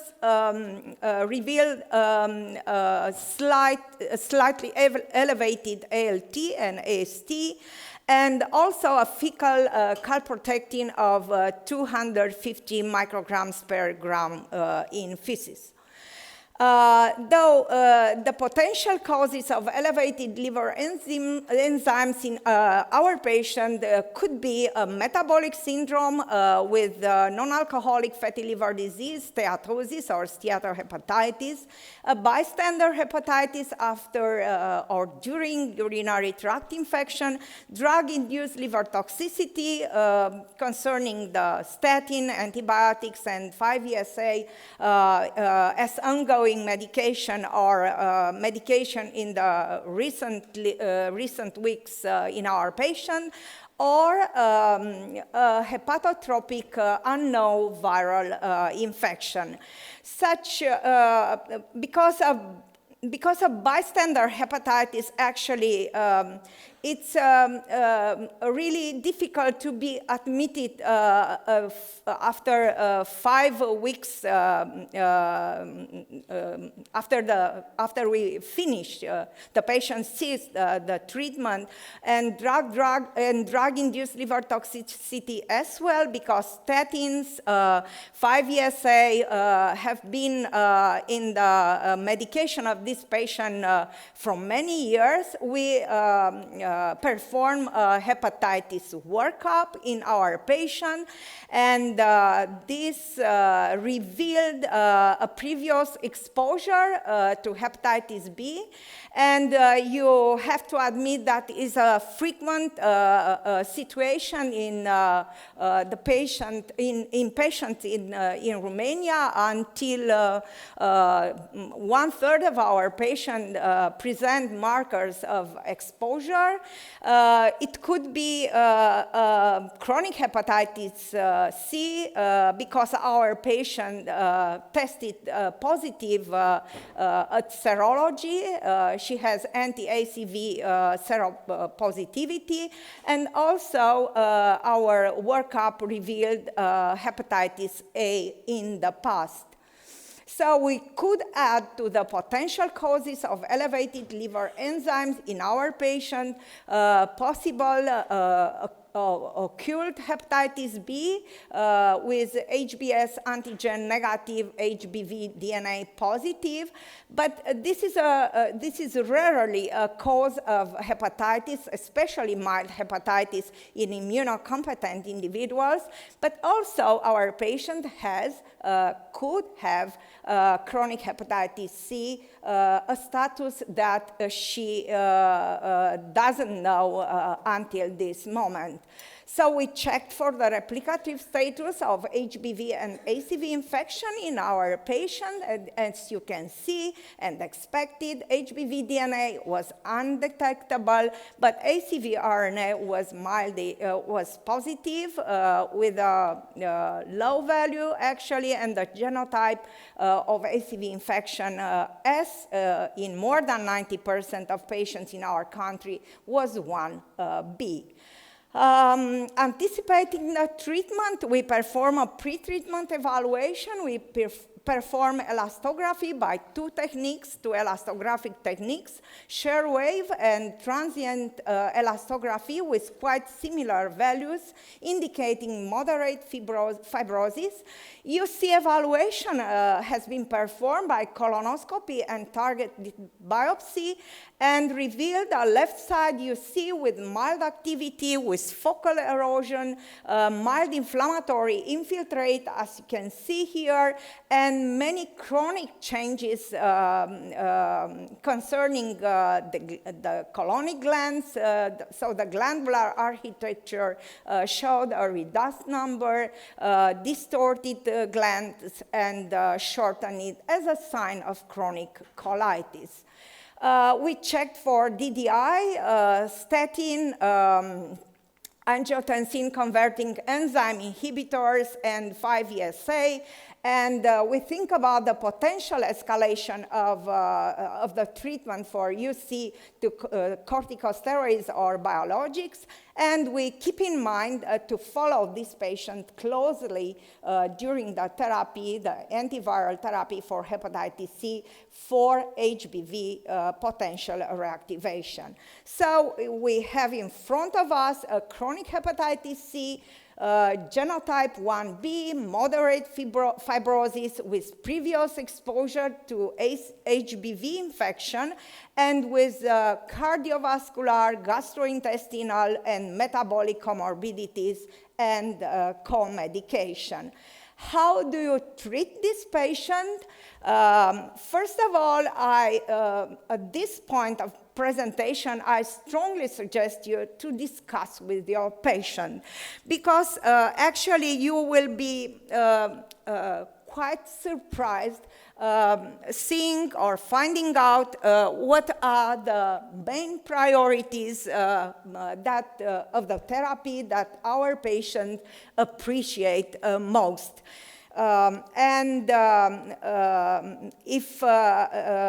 If I can suggest something very important is to ask for patients' priorities. Asking what does a patient expecting from therapy? Are they interested, as we are doctors, in pangenotypic coverage, in barrier of resistance, or even in the low number of pills that they should take during the therapy? Or does cost or prescriber experience or payer's preference matter for our patients? Definitely no. What the patient wants, it's efficacy, safety, and simplicity. And I think this is a patient perspective. She or he wants to be cured with a good safety, good tolerability, and in the simplest mode possible, with short duration of therapy and minimal drug-drug interaction.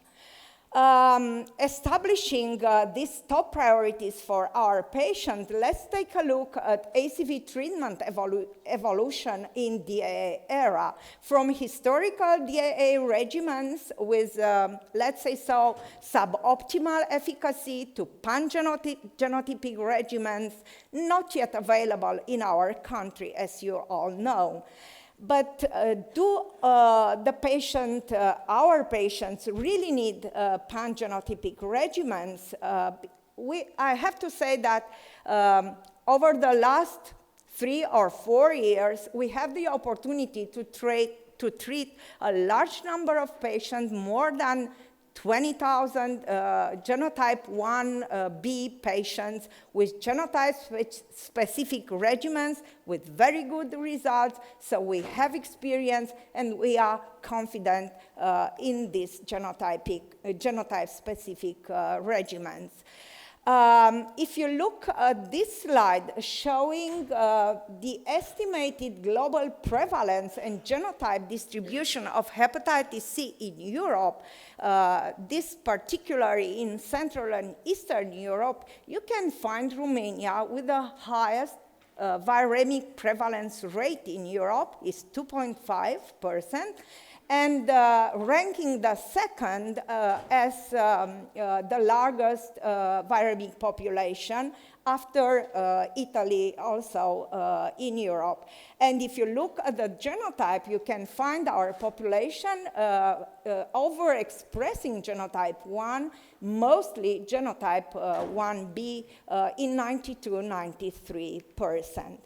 How is the efficacy of genotype-specific regimens in this specific population, genotype 1 infected patients? You can see here in this slide the outstanding efficacy of genotype-specific DAA regimens in genotype 1 infected population in many studies, registration studies. In this slide are not head-to-head trials, but you can see that the efficacy in these trials are over 95%, and these data are clearly replicated in real world, as you can see here in this slide, showing high rates of virological cure in real world cohorts in this pool data on more than 22,000 genotype 1 patients. And here is a real-world experience in our country with ombitazvir, paritapavir, ritonavir, plus dasabuvir on more than 16,000 patients, F3, F4, genotype 1, 2 cohorts, an academic one and the other, including the first 2,000 patients enrolled in the National Health Insurance information system database. And you can see here very, very high sustained viral response in per protocol analysis, 99.4% sustained virological response.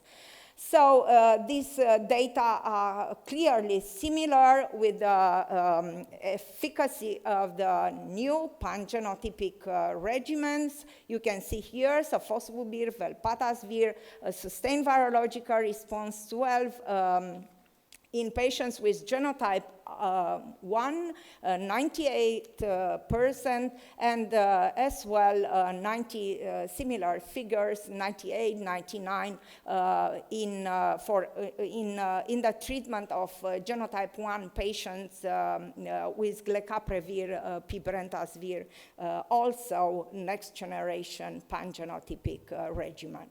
So what treatment for our patient? Genotype 1b, F2, moderate fibrosis, naive, low viremia, with multiple comorbidities and co-medication. We have chosen ritonavir, paritapavir, ombitazvir plus dasabuvir for 8 weeks in our patient, which is a rationale behind this selection. I would like to present this data from Garnet study, looking at this hypothesis, treating this patient, naive genotype 1b, with no cirrhosis for 8 weeks with the 3D regimens. We have as background a high sustained virological response rate in ACV genotype 1b, treated with 3D regimens in randomized control trials and also in real world, in observational studies, in real world 100% cure, and a 96% sustained virological response in a small phase 2b trial, including treatment-naive genotype 1b patients without cirrhosis, treated for 8 weeks. And the rationale could be that an 8-week treatment duration is desirable both for the medical system, for the doctor, but especially for the patients, as it may reduce drug exposure to individual patients, limit the potential adverse events and drug-drug interactions, increase compliance of the patients, and reduce the overall healthcare cost. And I will present the data from Garnet study. First of all, the design of this study. It was a multi-center phase 3B open-label single-arm study enrolling 166 genotype 1 patients, 163 have been genotype 1B, enrolled in 20 sites in Australia, Canada, Europe, and UK. Patients received a 3D regimen once daily onbitazvir, paritaprevir, ritonavir, plus twice daily dasabuvir for 8 weeks.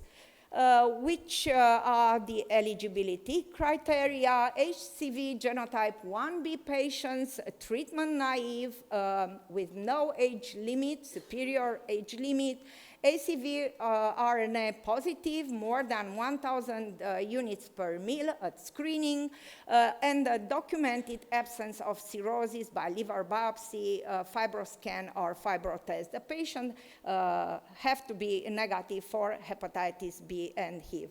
These are the number of patients enrolled by countries in Australia, America, and Europe.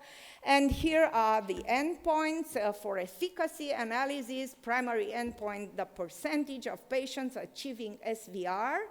And secondary endpoints on treatment virologic failure, relapse, sustained virological response in female patients, and sustained virological response 12 in patients with ACV RNA lower than 6 units per mil. And for safety analysis, adverse events, and laboratory abnormalities in this group of patients. You can see here that females predominated, genotype 1B in 98% of enrolled patients, ACV RNA below 6 mil in the vast majority of these patients, and also F0, F2, so mild and moderate fibrosis in the vast majority, 91% of these patients. And here are here is a slide for efficacy. You can see that in intention to treat modified analysis, excluding patients with genotype 1A, other genotypes than 1B, and excluding non-virological failures, the sustained virological response rate was 99 in these patients, so very good data. And gender, age, BMI, baseline viremia, IL-28, non-CC does not impact sustained virological response. As you can see here in this slide, the significant differences have been noted only in relation with advanced fibrosis. About the adverse events, so the safety analysis, you can see here that no serious adverse events were related to treatment in this study. Adverse events occurring in more than 5% of patients were mild and common. And for lab abnormalities, as you can see, only one patient discontinued the study drug day 45 due to the grade 3 hyperbilirubinemia that was followed by the elevation of aminotransferases, but the patient finally achieved SVR. So, the conclusion of this study, genotype 1B, treatment naive, non-cirrhotic, can be successfully treated with 3D regimen for 8 weeks with a sustained virological response rate of 98, 99, And only advanced fibrosis, F3, as compared with F0, F2, has signification, was a significant predictor of a sustained virological response. Serious adverse events and lab abnormalities have been rarely observed in less than 1% of these patients.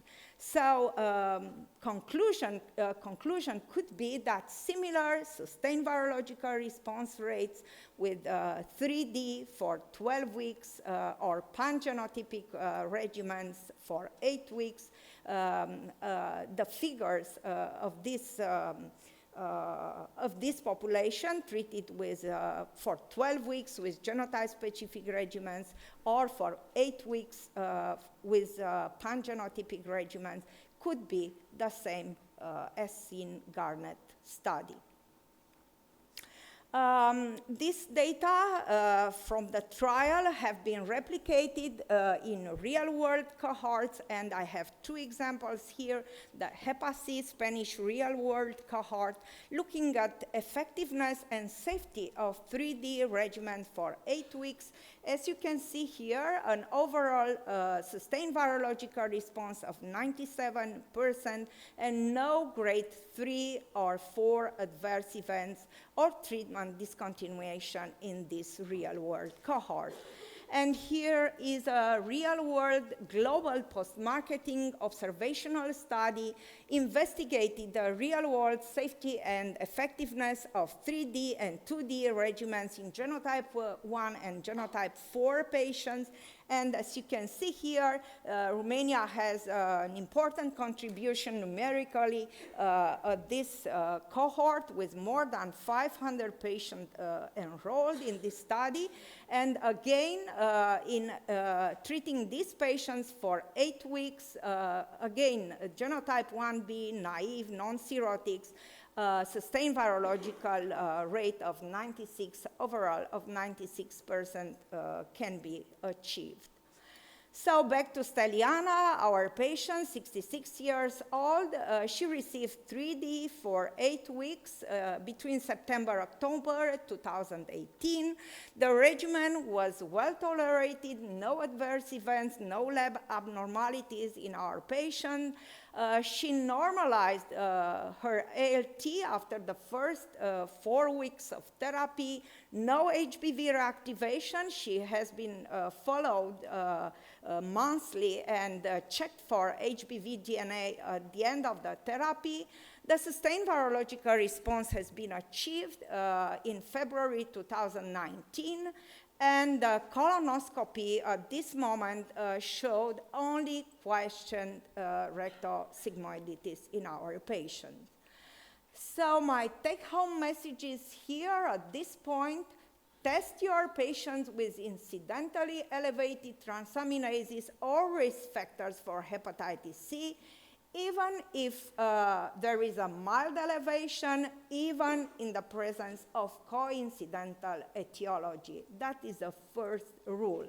Consider the patient's perspective in selecting the therapy, because effectiveness, safety, tolerability, and simplicity and short duration may be or are usually the top priorities of our patient, and data from the Garnet study and real-world cohorts confirm that genotype 1b treatment-naive, non-cirrhotic ACV patient can be successfully treated with 3D for 8 weeks with a sustained virological response above 98, and that is my personal consideration, that even in the pangenotypic era, specific groups of patients, such as ACV patients genotype 1b, might be treated with a 3D regimens for 12 or even for 8 weeks as successfully as with the pangenotypic regimens for the same population. Thank you. And now it's my pleasure to give the podium to my colleagues talking about comorbidities and drug interactions. Thank you, Liana.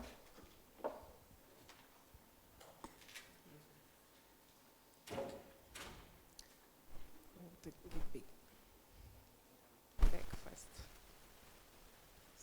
Dear colleagues, I have to confess that it is pretty hard to speak about optimizing something which is almost perfect.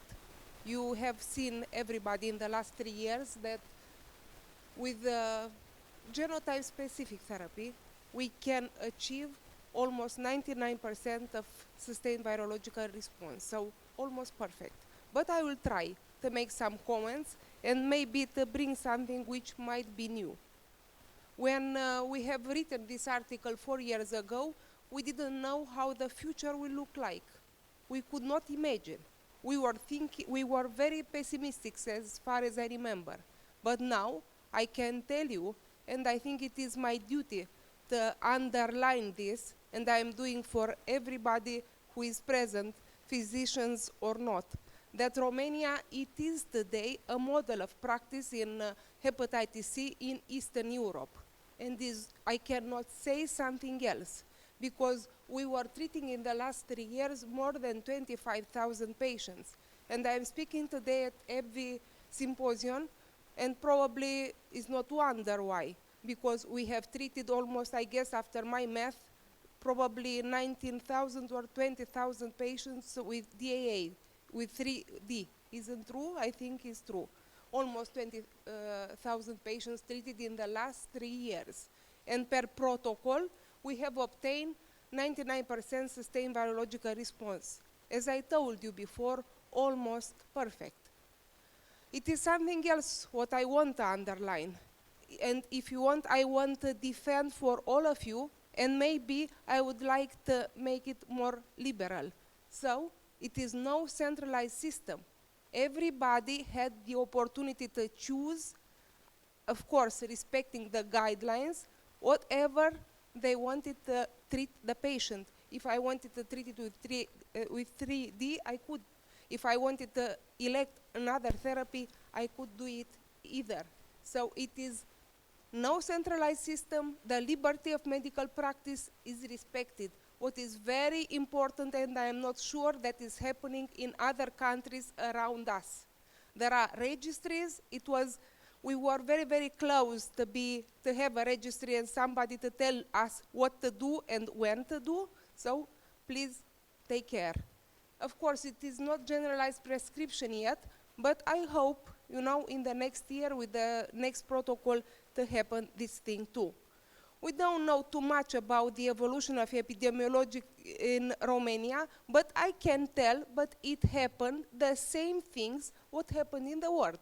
If in 1990 everybody was telling to all congresses, probably a part of you were there, that in the whole world there were 160 million people infected with hepatitis C. In those times we were thinking that almost 6% of our population were infected with hepatitis C too. During the years, in 2004, we had a real study, a very good study, and we found out, Liana found out that 3.5% of population was infected, and we estimated in 2016 that probably 2.5 or 2% of population was infected with hepatitis C. I am not sure what was happening now and what the data will look like in 2020, because, of course, epidemiological studies are needed, screening program is needed. I can give you some good news. There are some pilot studies, pilot screening programs which are going on in Romania, and I would like you all to help us in the hospitals, in villages, in towns, and of course I would like you to help us, even if you cannot treat the patient yet, to send the patient to treatment, because you can do a wonderful thing for them. You can heal them. Only sending them to the specialist who can, in these days, treat the patient. We need better data, and of course, we need some publication. It is very important for Romanian physicians to have publication, valid ones, and it is not possible without proper studies and with medication which are new wave. We had a chance with 3DAA because we were, 1 year late, but not more than 1 year. Now we are a little bit, not in a very good situation. I had to speak about genotype-specific treatment. It is still appropriate, maybe. You see, these are the data of Professor Grigorescu from 2009. He found that 97.7 of the patient tested had genotype 1b. And I'm telling you, probably the subject is appropriate because in 2017, Dr. Manuk found almost the same thing, but pay attention to something else. You see, the patients were all cirrhotic patients.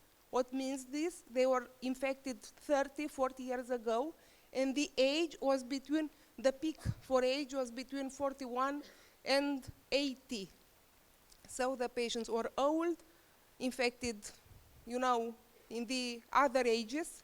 So I don't know if we expect that our young patients now to have the same kind of genotype. But for today, the subject is appropriate. We are still treating patients with genotype 1b. And might be appropriate for tomorrow, but I am not quite sure, because we are a country which is exporting people. You know, we don't have immigration, we have emigration. Our people are going, you know, Romania is the first country, which provides people infected with hepatitis C as immigrants in Western countries. We are not receiving patients, we are giving patients to them. This is not bad for our economy, so maybe the next protocol could be even better, even more generous, because there are not so many patients as we expected to be several years ago. As I told, we are almost perfect in the treatment of hepatitis C. We even have our position paper. It was published in 2017, I guess, no?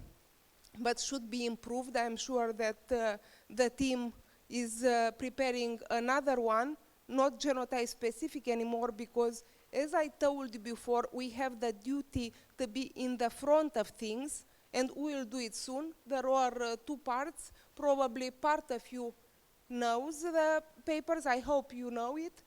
We have some data. There are no words. There are data and facts. We had a paper published in Journal of Gastrointestinal and Liver Diseases, as Liana mentioned, done by us in academic centers, and in 9 tertiary centers, academic centers, and we found out, as you have seen, that the results were extremely good. Intention to treat analysis 97%, and per protocol more than 99% obtained sustained virological response, but not this is the reason I have shown you the data. I have shown you the data to tell you that we were able to come together, to join together, and to do this paper. Because you see, a great success as treatment of hepatitis C is bringing people together. And I hope that this success, the therapeutic success for hepatitis C, will bring us all together to be able in the end to do a microelimination in your town, in your city, in your hospital. We, as I told you, there are some contribution to the literature. Due to the treatment and to the opportunity, Romania gave it us. We found out that attainment of sustained virological response through 3-DAA regimen result in short-term improvement of metabolic syndrome parameters, and all of you are hearing all the time about steatohepatitis, so people who are having hepatitis C and steatohepatitis may have an improvement of steatohepatitis too. We even enlarged the knowledge. You know, the guidelines usually are including patients under the age of 65, and we enlarged the data with patients who are over the age of 70, and we found out that sustained virological response was as good as for patients younger than 65. There were, of course, there was an improvement of liver stiffness after sustained virological response. The data was published in Journal of Gastrointestinal and Liver Disease 2. I have shown you this data to know that success, possibility, availability of drugs could help us to have a contribution to medical literature, which is important. And I would like to stress something else too. It was not easy. The first 2 years was pretty hard years because we have treated only patients with liver cirrhosis and advanced fibrosis, F3 and F4, and part of them, and when I'm speaking about part of them, more than 50% had comorbidities and more than 50% had co-medication. And we have found low percentage of side effects or accidents related to DDI, which means we were very, very careful when treating this kind of patients. These are the patients from the first year from Institute of Gastroenterology and Hepatology, almost 500 patients. Half of them had comorbidities, and we found that almost a quarter of them had cardiovascular disorders, diabetes mellitus, and so on. We changed the treatment only in 131 patients, so not too much. Probably you know the types of drug-to-drug interactions. There are potential effects of DAAs on the pharmacokinetics of other drugs and potentially effects of other drugs, the pharmacokinetics of DAAs. What I want you to pay attention is to discriminate, or if you want to analyze very well, a myth.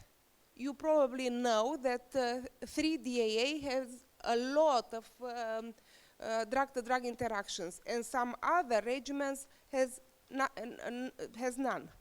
If you look a little bit at the site of at the metabolic pathways, you can see at each site that it is not only one drug, one medication. Here are all, no, I don't have the pointer, but doesn't matter. You see that it is at one site there are all DAAs, you know, and the other side almost all of them. If you want, only dasabuvir has its proper pathway, but if you can look a little bit further, probably all DAAs has some interactions. Some of them are known because are very well studied. Some of them we don't know. And there are a lot of medication we are using and we don't know anything about them. I'm looking at you, you are very young, probably you are the ones are looking for DDIs. I don't know exactly how to use the system. I think that Liana does not know either. So you are looking all the time. There are medication you don't find in the system. Am I true? I think so. You have, yes, there are some who are not. And you have heard the presentation of Professor Czyżewski. I'm sure that you don't find the herbal things over there. I'm not sure about the coffee. It is? And you might think that sometimes drug-to-drug interaction are helpful. No? It is a substance in 3-DAAs, is ritonavir, which is used because of DDI interaction, because is letting us using a lower dose of medication and with only one administration per day. We can use paritaprevir once per day daily because of the concomitant use of ritonavir. Is a slide which is like ours, is presenting you the comorbidities found in patients with hepatitis C when compared with the general population. In our slide, which I have shown you before, I didn't mention digestive disease because it's hard to put digestive disease, you know, as other disease. Hepatitis C is a digestive disease. We are gastroenterologist and hepatologist, both of them. So we don't have this kind of line, but here it is. Digestive disease almost 42%, 18% in general population, and the second one is hypertensive disease, as in our population. Diabetes mellitus 26 to 11, I will not read all, and again, other gastrointestinal disease, I don't know what it means. Psychiatric disorders, we had this problem too, probably you have the same. Malignancies, I don't know how they included patients with malignancies other than hepatocellular carcinoma because it is a restriction of treatment for this kind of patient. Again, cardiac disease and COPD. I'm sure the one who did this slide. This is not belongs to me, is not an internal medicine physician or not even a gastroenterologist, because there are, it is not a very correct, how to tell you, arrangement of diseases in the table. You know the site. It is very easy to be used. Probably the scope of this site, it is to help all of you. And how it is helping, you have a driving license, probably 90% of you. And at the crosswalk, you are looking. If you have a red light, this means you stop. And this means you stop and you change if it is possible. If you have a yellow light, if you can go very, very fast, you might go without a ticket. I'm thinking a little bit of the Liana presentation. If you go very, very fast, so you might go for 8 weeks. If it is some problem and you have to look very, very careful to potential drug-to-drug interaction. And if you have a green light, this means it's no problem. But I would like to stress a little bit what means no problem. No problem doesn't mean no problem. Does mean that you should look at the patient, because if he has a comorbid disorder, it is not easy for the patient and for the physician to treat that patient. You should be careful. Don't let it very, very easily, even if it is the green light. And the comparative table of different regimens. As I told you before, as far as we know, because some of them are came lately in the therapeutic armamentarium, so probably we don't know everything about them. Of course, we started with drugs we are using in cardiovascular disorders, because these are the most frequent one, and you can see that we can find a medication for each regimen. It is not possible to not be able to treat a hypertensive disease, because we have a lot of drugs which do not interfere. Doesn't matter what regimen are you using. There are some oranges, probably for 3D, more than for the other regimens, but we can find anytime another medication which could be administered to the patient. You have here the psychiatric, neurology, and digestive disease and analgetics. The situation is almost the same. From time to time, you should lower the dosage. Usually, you have only to to monitor very closely the patient. And if you can see, if I would like to say something against other regimen, but I would not like, I can find any time a more brighter color, from a red spectrum in other regimen than 3DAA. So what I can tell you about DDI, they are almost the same. You should look. Anyhow, you have to consult the site to be sure that the drug could be administered, and you will find a way for sure. Here it is presented the situation of the pivotal studies. There are 1,200 concomitant medications which were allowed in pivotal studies for 3DAA, and it was no problem. I don't want to go further because I don't want to bore you too much. Here are our data, Carmen Preda data. She gathered more than 2,000 patients, and she did not find any treatment interruption due to DDIs. So we managed pretty well. To be sincere, we didn't have any other option those times, but we managed pretty well. No patient interrupted the treatment.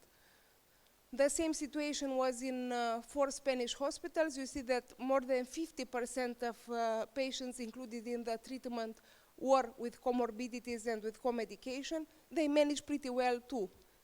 I am not showing something else. I will finish with a case from our clinic. I think it is an usual case. It's nothing what you didn't experience. A 68-year-old woman she had arterial hypertension. She was treated with amlodipine. From 2017, she had atrial fibrillation, and I can tell you that she was suboptimal treated. Is it true? Non-valvular atrial fibrillation. She was suboptimal treated, but we did not intervene. We have some education because we should listen all the time to other physicians during their exams. So be sure we know how to treat atrial fibrillation. But we did not intervene too much in this patient. So aspirin and amiodarone, she had the F3 fibrosis stage and 250 units per ml the RNA. What we should do? We stop the amiodarone, we change a little bit the dose of amlodipine, and we did not anything about the other two. The patient is all right, and she was now with sustained virological response. I am finishing telling you that the idea that a disease could be eliminated by a generation for all the generation to come, I'm sure that it is powerful enough to put you, on track and to find everybody, because everybody, doesn't matter about the comorbidities, the other medication they are taking, could be treated. You only have to find them. So help us in our, how to tell you, heroic idea to eliminate hepatitis C in Romania. Thank you very much.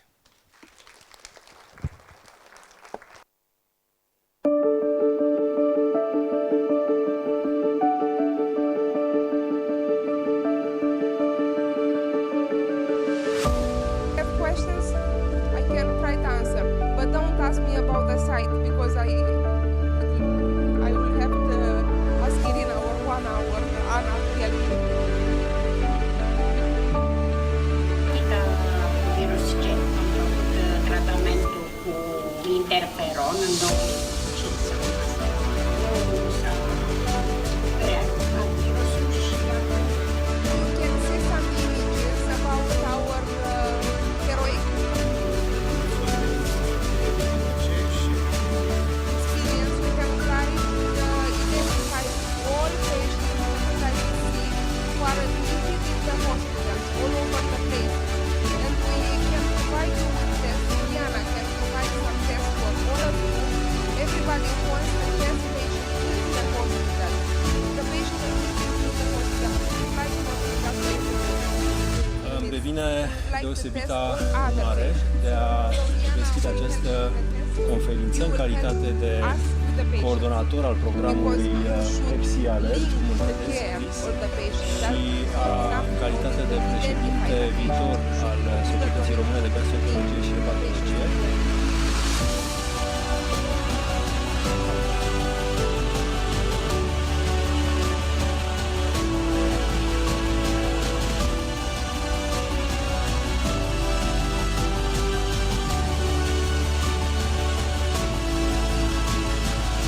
Apoi am discutat despre noile tratamente, noile molecule pe care urma să le introducem, despre interferonul free și despre modificarea criteriilor de eligibilitate privind accesul pacienților la tratament, astfel încât să poată beneficia de tratament. Felicitări Societății de Gastroenterologie pentru această inițiativă, care, nu știu dacă s-a înțeles foarte bine, este în paralel cu acțiunea Ministerului Sănătății, este această acțiune care este o acțiune pur și simplu umanitară. Manager care va da tonul pentru toți managerii din țară, deci vor găzdui cu inima deschisă acest program și vă rog să ne stați alături pe tot parcursul acestui program. Vă mulțumesc!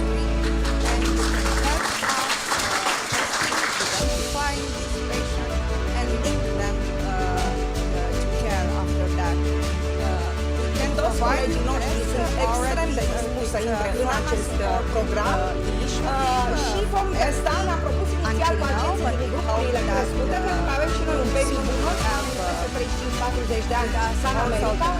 Este proiect similar a funcționat excepțional în Statele Unite ale Americii. Help us to use this money to test and identify as much as possible patients with hepatitis C and treat them, and so trying to achieve the că se dă startul unui proiect atât de amplu de testare, având alături de noi medicii și centre universitare importante, arată că avem o șansă să ne atingem obiectivul de eradicare. Și cred eu că avem șansa de a găsi soluții și pentru pacienții neasigurați, de care ne tot legăm de fiecare dată. Este ambițios, dar a necesitat foarte multă generozitate din partea întregii echipe și am găsit ceva generozitate și din partea tehnologiei medicamentului. Deci avem posibilitatea de a vă da la toată lumea teste rapide pentru identificarea bolnavilor cu infecție virală C. Orice spital și orice fel de țări. Deci trebuie doar să solicitați. Și sigur, avem un dăbit, asta este condiția noastră și a pacienților. Dacă identificați, vă rog să puneți deocamdată la centru de care pot prescrie, cu speranța că se va generaliza prescripția și prescripția prescripției și dumneavoastră. Nu mai îndrăznesc să fac o promisiune ca cu toată